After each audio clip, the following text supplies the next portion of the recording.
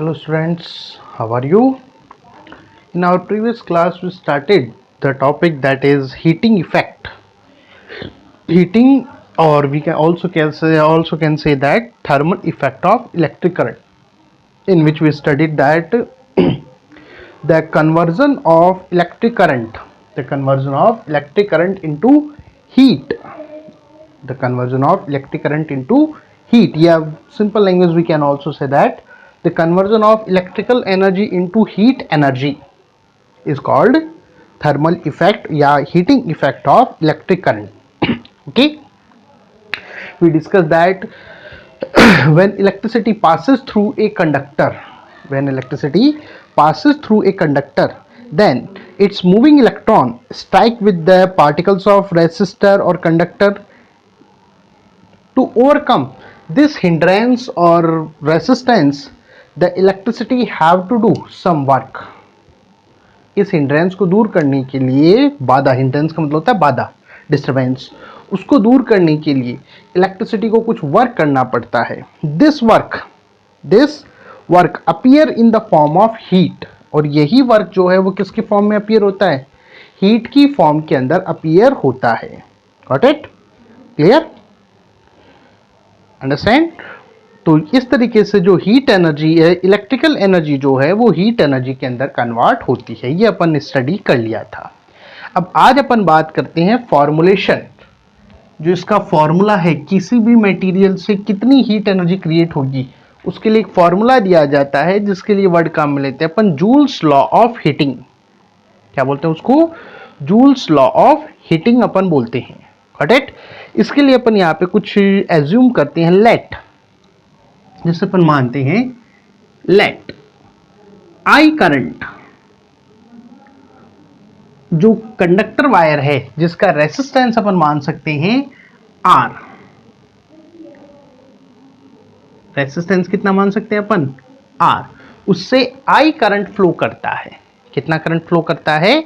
I current flow करता है 40 time, T time के अंदर. टाइम को किससे डिनोट कर रहे हैं अपन? टी से. Got it? अगर ये माने कि उस कंडक्टर वायर के दोनों सिरों के बीच का जो पोटेंशियल डिफरेंस है वो V है. पोटेंशियल डिफरेंस कितना है? V. पोटेंशियल डिफरेंस कितना है? V. और अमाउंट ऑफ चार्ज जो है, अमाउंट ऑफ चार्ज जो है वो मान लेते हैं अपन Q. कितना मान लेते हैं? That is Q. Got it? तो यहां पर अपने को ये अपन एज्यूम कर रहे हैं, वापस रिपीट कर रहा हूं, क्या एज्यूम कर रहे हैं अपन? कि एक कंडक्टर वायर, जो वायर है जिसका रेसिस्टेंस R है, उससे I करंट फ्लो करता है T टाइम के अंदर. इस वायर का पोटेंशियल डिफरेंस जो है वो V है, और इस करंट में या इस पूरे मूवमेंट के दौरान Q चार्ज जो है वो फ्लो करता है. ये अपन ने यहां पर एज्यूम किया है. अब अपने को यहां से अपने को हीट कैलकुलेट करनी है. हीट एनर्जी अपन नेक्स्ट चैप्टर में पढ़ेंगे, वर्क एनर्जी थ्योरम, जिसके अकॉर्डिंग बात ये होती है कि वर्क जो है वो किसके बराबर होता है? एनर्जी की. The work is always equal to the energy. और यहां पर एनर्जी किसकी फॉर्म में है? हीट की फॉर्म में. यानी कि वर्क जो है वो किसके बराबर हो गया? हीट के इक्वल होता है. Got it? अंडरस्टैंड? लेकिन हमें वर्क पता करना पड़ेगा. पोटेंशियल डिफरेंस के फॉर्मूले में अपन ने कंसीडर किया था V इज इक्वल्स टू होता है W अपॉन Q. वर्क का फॉर्मूला यूज किया था अपन ने. V इज इक्वल्स टू क्या होता है? W upon Q. So W is equals to क्या हो जाएगा? VQ. W is equals to क्या होगा? VQ. और W इज इक्वल्स टू है H. W equals to heat energy. H का मीन्स क्या है यहां पर? Heat energy. तो W is equals to heat energy. तो H और W बराबर हो गए, तो ये वाली वैल्यू इसकी इक्वल होगी. यानी कि अपन बोल सकते हैं so H is equals to VQ. This is the first formula of heat. ये हीट का फर्स्ट फॉर्मूला है। हीट कैलकुलेट करने में इसका यूज अपन करते हैं कब? जब हमें पोटेंशियल डिफरेंस और अमाउंट ऑफ चार्ज दिया हुआ हो। क्या दिया हुआ हो? पोटेंशियल डिफरेंस और अमाउंट ऑफ चार्ज दिया हुआ हो तो हीट कैलकुलेट अपन करते हैं VQ से। Got it? अंडरस्टैंड? चलिए अब अपन Q को रिप्लेस करेंगे I से। सिंस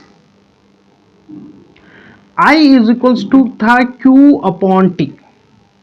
करंट के अंदर अपन ने फॉर्मूले में पढ़ा था I इज इक्वल्स टू क्या होता है? Q upon T।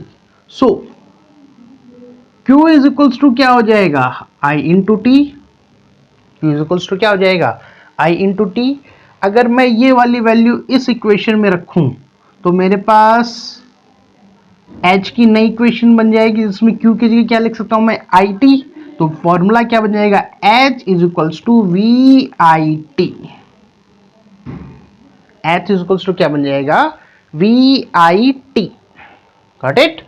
ये आती है इसका सेकंड फॉर्मूला, हीट कैलकुलेशन का सेकंड फॉर्मूला, जिसका यूज करते हैं जब हमें पोटेंशियल डिफरेंस दिया हुआ हो, इलेक्ट्रिक करंट का अमाउंट दे रखा हो और टाइम आपको दे रखा हो कि ये बोला जाए कि कंडक्टर वायर के दोनों जो टर्मिनल्स हैं उनके बीच में 6 वोल्ट पोटेंशियल डिफरेंस है, जिसके 2 सेकंड में 3 एम्पियर करंट फ्लो करता है। तो बताइए H कितना है? तो वहां पर इसका यूज किया जाएगा। Got it? अंडरस्टैंड? क्लियर और नॉट? अब अपन यहां पर इसको रेसिस्टेंस की फॉर्म में कन्वर्ट करेंगे। किसकी फॉर्म में कन्वर्ट करते हैं अपन इसको? अब रेसिस्टेंस की फॉर्म में। तो रेसिस्टेंस की फॉर्म में कन्वर्ट करने के लिए जो V है उसको अपन यहां पर रिप्लेस करेंगे according to Ohm's law.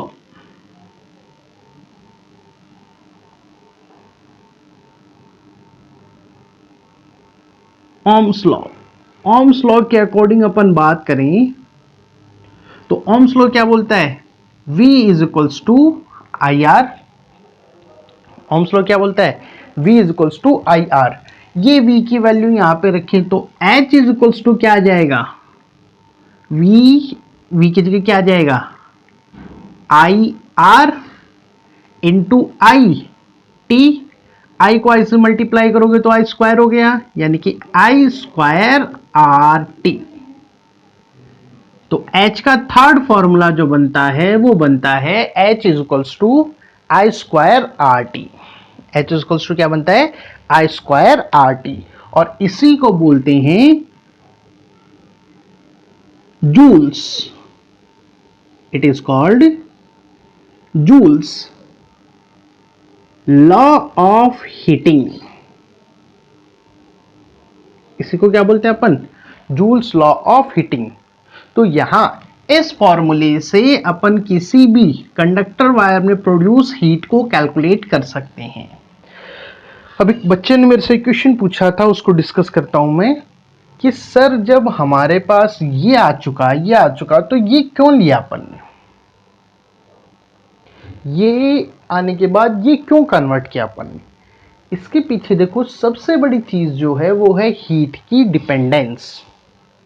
Heat की डिपेंडेंस देखो V में चेंज नहीं हो सकता।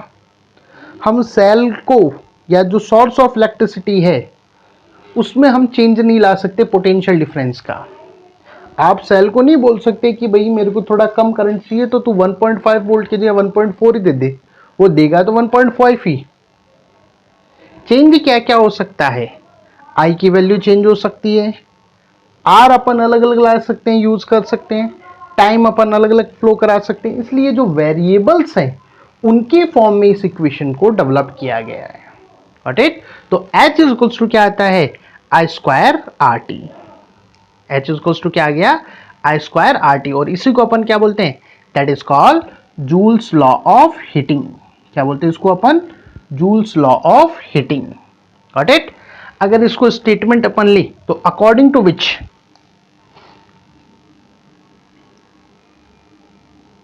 according to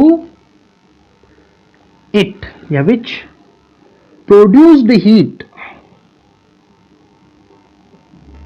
जो produced heat है according to it the produced heat is directly proportional directly proportional, directly proportional to, किस किस के ऊपर डायरेक्टली प्रोपोर्शनल है? पहला, तीनों के ऊपर डायरेक्टली प्रोपोर्शनल है, तो पहला किस पर है? आई स्क्वायर पर। किसके ऊपर? आई स्क्वायर पर, यानी कि अपन बोल सकते हैं एच डायरेक्टली प्रोपोर्शनल टू, या सीधा यहां पर ऐसे लिख सकते हैं अपन, प्रोड्यूस्ड हीट। डायरेक्टली प्रोपोर्शनल का तो वर्ड यूज हो जाएगा यहां पर, साइन में यूज हो जाएगा, is first directly heat is produced heat is directly proportional to I square, इस पर डिपेंड करती है और वो भी डायरेक्टली प्रोपोर्शनल है। Second, produced heat is depend on the resistance, and third, produced heat is also depend on the time. Got it? तो जो प्रोड्यूस्ड हीट है वो करंट के स्क्वायर पर, रेसिस्टेंस ऑफ कंडक्टर या जो इंस्ट्रूमेंट है, और जो टाइम है, इन तीनों पर डायरेक्टली प्रोपोर्शनल होती है। अगर तीनों में से किसी भी चीज में इंक्रीज होता है तो उस कंडीशन में डेफिनेटली हीट चेंज होगी या इंक्रीज होगी। Got it? जैसे इसका एग्जांपल ले लेते हैं अपन, तीनों को समझ लेते हैं। आपने एक फैन को या एक बल्ब को आपने 2 आवर चलाया और एक को 2 मिनट ही चलाया, ज्यादा हीटअप कौन सा होगा? 2 आवर वाला। Why? H directly proportional to T। Got it? Second, एक आपने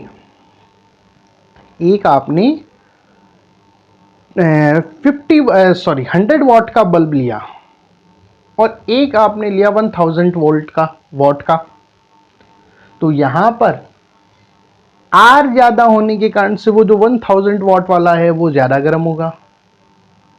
गॉट इट? थर्ड, I की वैल्यू की अपन बात करें, एक आपने छोटा सा LED बल्ब लिया और एक आपने बड़ी जो बल्ब आपने यूज किया, दोनों का जो I की वैल्यू है वो अलग अलग है। I की वैल्यू अलग अलग है, इसलिए जो बड़ा वाला बल्ब है वो ज्यादा हीट प्रोड्यूस करेगा। Got it? तो हीट जो है वो इन 3 फैक्टर्स के ऊपर डिपेंड करती है और इसी को अपन बोलते हैं joules law of heating. Got it? Exam के लिए बहुत इंपॉर्टेंट है, पूछा जाता है, right the joules law of heating. अगर क्वेश्चन आपसे ये आए, देखो डिराइव आए तब तो आपको यहां से पूरा आना है, लेकिन अगर केवल राइट आए, right the joules law of heating, तो ये वाला पोर्शन लिखा जाता है, H is equals to I square RT, which is called Joule's law of heating, according to which the produced heat is directly proportional to the square of the electric current, directly proportional to the resistance, and directly proportional to the time. Okay? ये इस तरीके से यहाँ पर आता है। अब इस पर न्यूमेरिकल्स पूछे जाते हैं, तो अपन एक न्यूमेरिकल को कंसिडर कर लेते हैं ताकि आप इस चीज को समझ सकें। न्यूमेरिकल अपनी बुक के अंदर एक न्यूमेरिकल दिया हुआ है, उसको अपन यहाँ पर सॉल्व करेंगे ताकि इस पूरा जो फॉर्मुलेशन है कैसे उसको यूज किया जाता है वो अपन अंडरस्टैंड कर सके। एग्जाम्पल 7 है, एग्जाम्पल 7 अपनी बुक के अंदर दिया हुआ है, दैट इज पेज नंबर 141 पर, 141 नंबर का जो पेज नंबर है उस पर ये क्वेश्चन दिया हुआ है। क्वेश्चन है, a 10 volt storage cell is connected to a nichrome resistance coil of 50 ohm। यानी कि क्या बोल रहा है, एक 10 वोल्ट का जो सेल है वो एक 50 ओम की नाइक्रोम वायर के साथ अटैच है, यानी कि आपको पोटेंशियल डिफरेंस दे रखा है 10 वोल्ट और रेसिस्टेंस दे दिया वायर का 50 ओम। Got it? आगे बोल रहा है so that the current flow for 1 hour, यानी कि टाइम आपको दे दिया, कितना दे रखा है 1 आवर, कितना दे रखा है 1 आवर। अब आपसे पूछ रहा है कैलकुलेट, क्या करना है आपको, calculate the heat generated in resistance coil. जो हीट जो जनरेटेड है उसको आपको कैलकुलेट करना है। क्या करना है आपको, हीट को कैलकुलेट करना है। पहले तो टाइम जो आवर में है उसको सेकंड्स में लीजिए, एक पावर जो क्वेश्चन आएगा वहां पर अपन किलोवाट निकालते हैं, वहां पर ही टाइम अपने को आवर में लेना है, बाकी कहीं पर भी टाइम आए किसमें कन्वर्ट करो उसको, सेकंड्स में। तो दैट इज 3600 सेकंड। अब आपको V दे रखा है, R दे रखा है, T दे रखा है, 3 वैल्यूज आपको दे रखी हैं और आपसे पूछ रहा है हीट प्रोड्यूस कितनी है, H कितना है, ये आपको फाइंड आउट करना है। Got it. अपन ने फॉर्मूले जो यूज किए थे, पहला अपन ने फॉर्मूला लिखा था H is equals to V Q, second अपन ने लिखा था H is equals to V I T, और थर्ड अपन ने लिखा था H is equals to I square R T. Got it. अब ये जो वैल्यूज दी हुई हैं, इनमें से कौन सा अपने को यूज करना है वो अपने को सेलेक्ट करना होता है। तीनों से निकल सकता है वैसे तो, लेकिन अपन सिंपल जो सबसे इजी मेथड है उस पे अपन चलेंगे। इसका यूज कर लें, सेकंड का भी यूज कर सकते हो, थर्ड का भी यूज कर सकते हो, और आप एक और इक्वेशन आप डिराइव कर सकते हो। Got it. पहले इसको अपन करेंगे।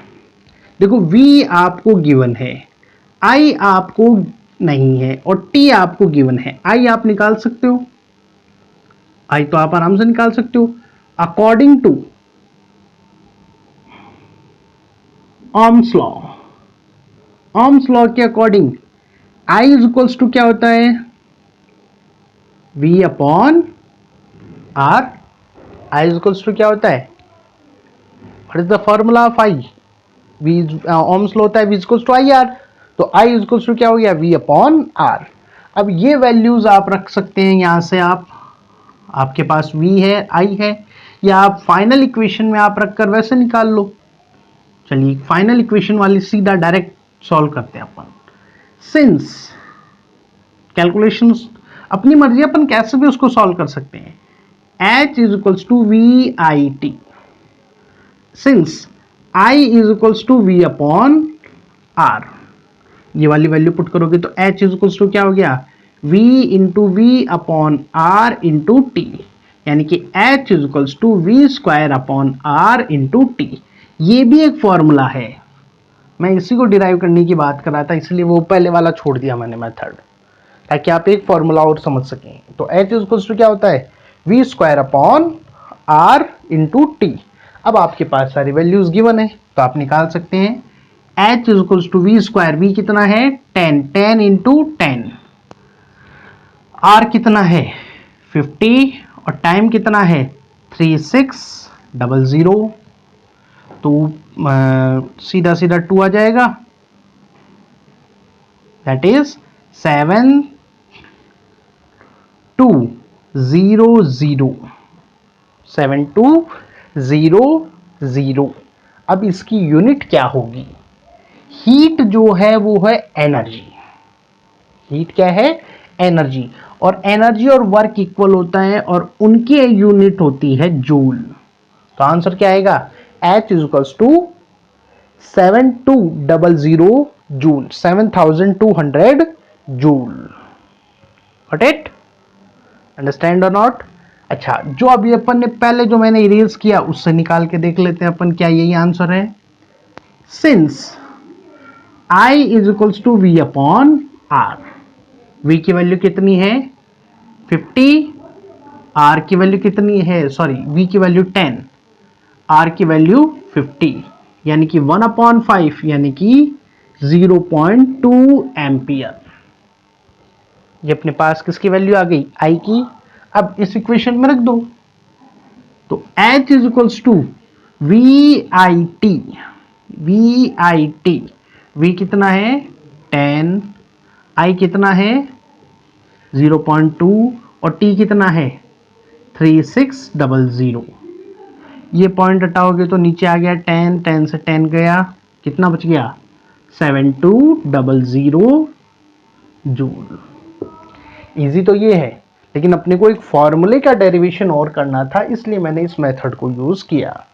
राइट, तो H इज इक्वल्स टू कितना है इस क्वेश्चन में 7200, कितना आ गया, दैट इज 7200।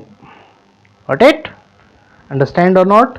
तो ये यहाँ पर कुछ क्वेश्चंस हैं जो कि किससे रिलेटेड है, इलेक्ट्रिकल पावर से, सॉरी हीट एनर्जी से, या हीट या thermal effect of electric current से ये सॉल्व किए जाते हैं। अब नेक्स्ट जो अपना टॉपिक है that is power, electric power. और next topic is electric power. The first question comes in our mind, what is the power? अपन जनरल लाइफ में यूज करते हैं, पावर किसे बोलते हैं? तो आई थिंक जनरल आइडिया तो आपको होगा, अपन यूज करते हैं ना, अरे यार तेरे में तो बड़ा पावर है। तो पावर का मीन्स क्या है वो अगर अपन समझ पाए तो अपन इजीली समझ पाएंगे इलेक्ट्रिक पावर को। What is the mean of electric power? P से अपन इसको डिनोट करते हैं। पावर किसे बोलते हैं पहले तो वो समझो अपने आप। इलेक्ट्रिक होगा, इलेक्ट्रिकल डिवाइस के लिए बात करेंगे तो इलेक्ट्रिक पावर हो जाएगा। पावर किसे बोलते हैं? जनरल लाइफ में अपन वर्ड यूज करते हैं, जैसे अपन एक सिंपल सी बात करें, अपन मान लीजिए अपने को अपने फर्स्ट फ्लोर पर कोई सामान आपको पहुंचाना है, आप है और आपका ब्रदर है, पापा ने दोनों को ही कहा कि बोले ये ले जाओ, 2-3 इक्वल सामान पड़े हैं सब्सटेंस मटेरियल्स, आप लेके गए और आपका ब्रदर लेके गया। आप जब लेके जा रहे थे तो आपका ब्रदर जो है वो ज़्यादा तेज़ी से ऊपर उसने सामान रख के नीचे आ गया। आप जब तक आए तब तक वो सेकंड वाला जो लॉट था, सेकंड मटेरियल जो था, उसको उठाकर चलना स्टार्ट हो गया। तो आपके पापा आपको क्या बोलते हैं, अरे यार तेरे में तो पावर ही नहीं है। तो मटेरियल का उन्होंने आपके पावर का आइडिया कैसे लिया? आपने जो वर्क किया, दोनों का वर्क तो एक जैसा ही था, दोनों को सेम हाइट तक लेके जाना था, मटेरियल भी सेम था, लेकिन आपके ब्रदर ने आपसे कम टाइम यूज किया। क्या किया? सॉरी, कम टाइम उन्होंने यूज किया। Got it? तो उससे उन्होंने आइडिया लिया, दैट इज पावर। पावर किसमें ज्यादा है? तो जनरल लाइफ में भी अपन यही करते हैं, जो जनरल लाइफ में किया वही चीज यहां पर है। इलेक्ट्रिकल पावर अगर अपन बात करें तो इसका जो फॉर्मूला बनता है वो होता है वर्क अपॉन टाइम। क्या होता है? Work upon time. ओके, और वर्क इज इक्वल्स टू होता है, जैसे अभी अपन ने बात किया, वर्क इज इक्वल्स टू क्या होता है? एनर्जी, यानी कि energy upon time. Energy upon time. तो P बराबर क्या हो गया? W अपॉन टी या E अपॉन टी। P बराबर क्या हो गया? W अपॉन टी या E अपॉन टी। यहां से अपन इसका फॉर्मूला डिराइव करते हैं, डेफिनेशन डिराइव करते हैं।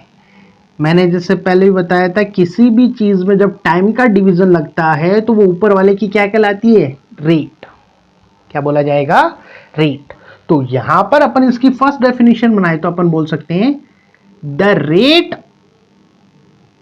Of doing work, the rate of doing work, work करने की जो रेट है, वर्क की तो कर रहा है, तो the rate of doing work is called power. क्या कहलाती है? The rate of doing work is called power. या जितना वर्क करेगा उतनी एनर्जी कंज्यूम करेगा, जितना वर्क होगा उतनी एनर्जी कंज्यूम होती है। तो अपन ये भी बोल सकते हैं द रेट ऑफ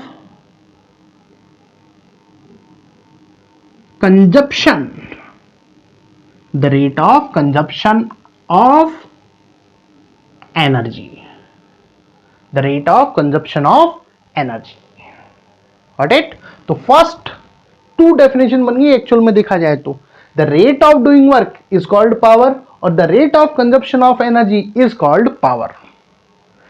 अब अपना टॉपिक है इलेक्ट्रिकल पावर। तो यहां पर वर्क चेंज क्या आ जाएगा? यहां पर अपन चेंज बोलेंगे the rate of doing work by an electrical device, the rate of doing work by an electrical device is called, by an electrical device is called electrical power या electric power. Got it? और यहां पर word क्या बोलेंगे? The rate of consumption of electrical energy the rate of consumption of electrical energy by a device, या by an instrument is called electrical power. क्या बोला जाएगा? वो इलेक्ट्रिकल पावर बोला जाएगा। Got it? अंडरस्टैंड? या सेकेंड डेफिनेशन पर बना सकते हैं, अगर मैं t इज इक्वल्स टू 1 कर दूं तो P बराबर W या P बराबर E हो जाएगा। अगर टाइम को मैं यूनिट कर देता हूं, अगर टाइम को मैं यूनिट कर दूं यानी कि 1 कर दूं, तो उस कंडीशन में P is equals to W या P is equals to E होगा। तो वहां से डेफिनेशन पर बना सकते हैं, the work done, the work done in unit time, unit time में जो वर्क डन है, या ये भी बोल सकते हैं upon the energy consumption, the energy consumption in unit time, in unit time is called power. वो भी क्या कहलाती है? पावर। अब इलेक्ट्रिकल पावर है तो यहां पर वर्क क्या आ जाएगा? द वर्क चेंज क्या आ जाएगा? इलेक्ट्रिक डिवाइस वर्ड आपको ऐड करना है। The work done by an electrical device in unit time is called electrical power. The energy consumption by an electrical device in unit time is called electrical power. Got it? तो अपन ने general definition पढ़ी है power की। अब अपन को electrical की बात करनी है तो इलेक्ट्रिकल लिख दो, मैकेनिकल की बात करनी है तो मैकेनिकल वर्ड डाल दो, जो भी एनर्जी होगी उसके अकॉर्डिंग ये डेफिनेशन बनती है। तो यहां पर we discussed already 4 definitions, first, second, third and fourth. As per the requirement इसमें स्मॉल वर्ड्स जो हैं वो अपने को अटैच करने होते हैं।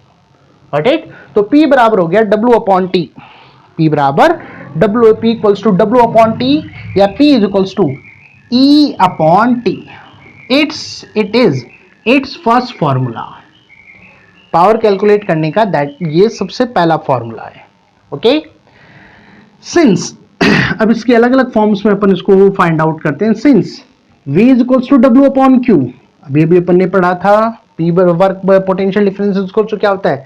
Work upon charge. तो W इज इक्वल्स टू क्या हो जाएगा? VQ। अब ये वाली value put the value in equation first, equation first में ये वैल्यू पुट कीजिए। तो P इज इक्वल्स टू क्या आ गया? W की जगह आप VQ, तो VQ upon T। Since Q upon T किसके बराबर होता है? अभी अभी अपन ने बात किया था, Q upon T is equal to the electric current. Q upon T किसके इक्वल होता है? इलेक्ट्रिकल करंट के। तो Q अपॉन T की जगह अपन I लिखें तो P इज इक्वल्स टू आ गया VI। ये आता है इसका second formula. It is it's second formula जिसका यूज किया जाता है जब अपने को क्या कैलकुलेट करना हो? पावर कैलकुलेट करना हो और हमें गिवन क्या हो? हमें क्या गिवन हो? वहां पर जो पोटेंशियल डिफरेंस और इलेक्ट्रिक करंट है वो अपने को गिवन हो, तब अपन इसका यूज करते हैं। Got it? Third, since V is equals to होता है IR, ये वाली वैल्यू यहां रखिए। तो P इज इक्वल्स टू हो गया IR इंटू I को I से मल्टीप्लाई कर दोगे तो क्या बन जाएगा? I square. ये आता है इसका थर्ड फॉर्मूला जब अपने को क्या दिया हुआ हो?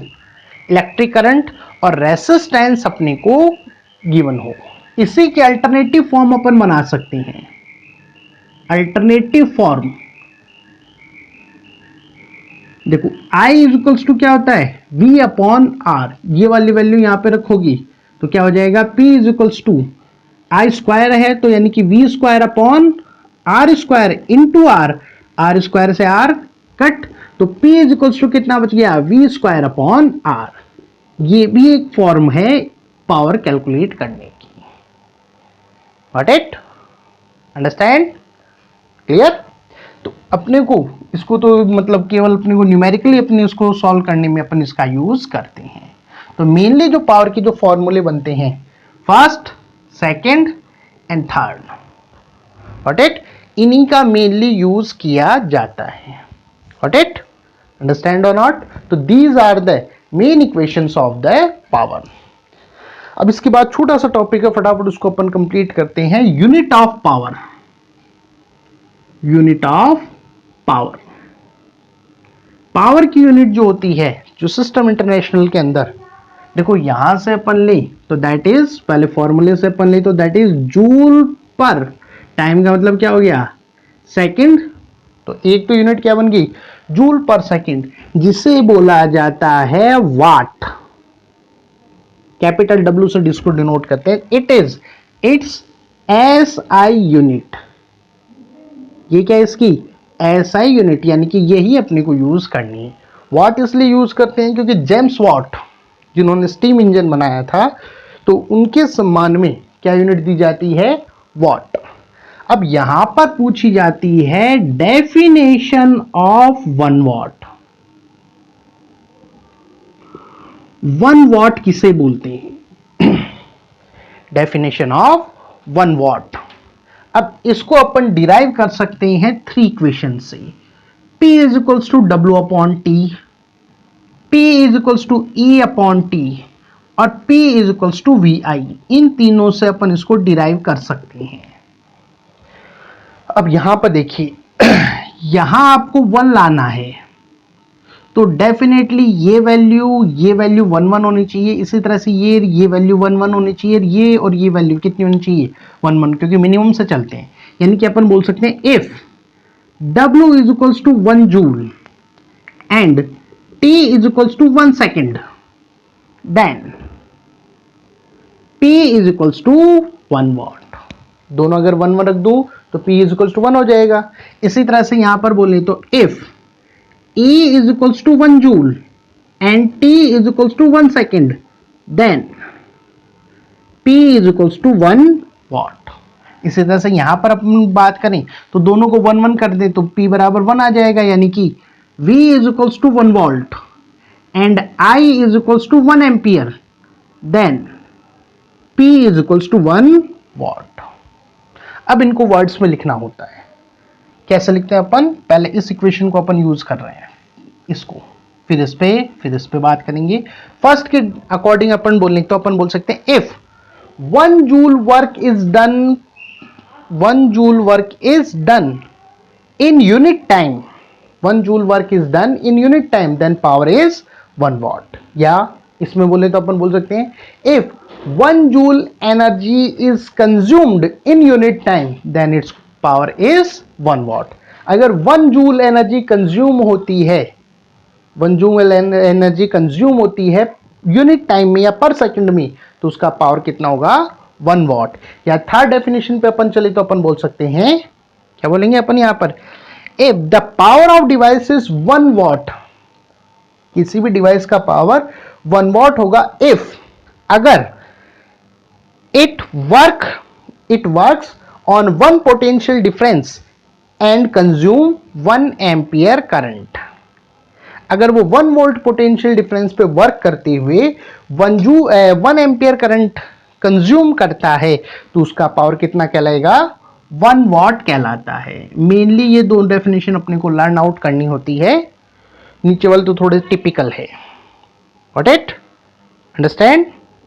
So these are the definitions and the units of the power। Got it? एक छोटा सा पॉइंट है, उसको भी अपन यहीं पे फटाफट डिस्कस कर लेते हैं ताकि नेक्स्ट क्लास में अपन इसके न्यूमेरिकल्स को थोड़ा सा कंसिडर कर सकें। अदर यूनिट्स, इसकी अदर यूनिट्स जो हैं जैसे किलोवाट, मेगावाट, जो अपन कॉमर्शियल अपन नाम सुनते हैं, किलोवाट, मेगावाट या HP, हॉर्स पावर। इसका मीन्स क्या है? किलो का मीन्स मैंने उस टाइम भी बताया था, किलो का मीन्स क्या होता है 1000, यानी कि 1000 वॉट हो तो अपन क्या बोलते हैं 1 किलोवाट। फैन मोटर वगैरह में अपन लिख पढ़ते हैं ना, कितने की बोला 1 किलोवाट की मोटर है, तो मतलब क्या है वो 1000 वॉट उसका पावर है। मेगा का मीन्स होता है 10⁶, 10 लाख वॉट हो तब क्या कहलाता है, दैट इज 1 मेगा वॉट। और हॉर्स पावर, ये आपको याद रखना है, यूरोपियन कंट्रीज के अंदर पावर का जो यूज किया जाता है वो हॉर्स पावर है। ये गाड़ियों के अंदर भी या जो अपन वाटर को पंप करने के लिए जो मोटर काम में लेते हैं अपन बोलते हैं ना कितने एचपी की है, 746 वॉट हो, कितना हो 746 वॉट हो, तो वो कितना कहलाता है, दैट इज कॉल्ड 1 एचपी। क्या कहलाता है वो, 1 HP. Got it. So that is about the power. Okay, I think it is clear in your mind. If you have any doubt then you can ask. Okay, thank you.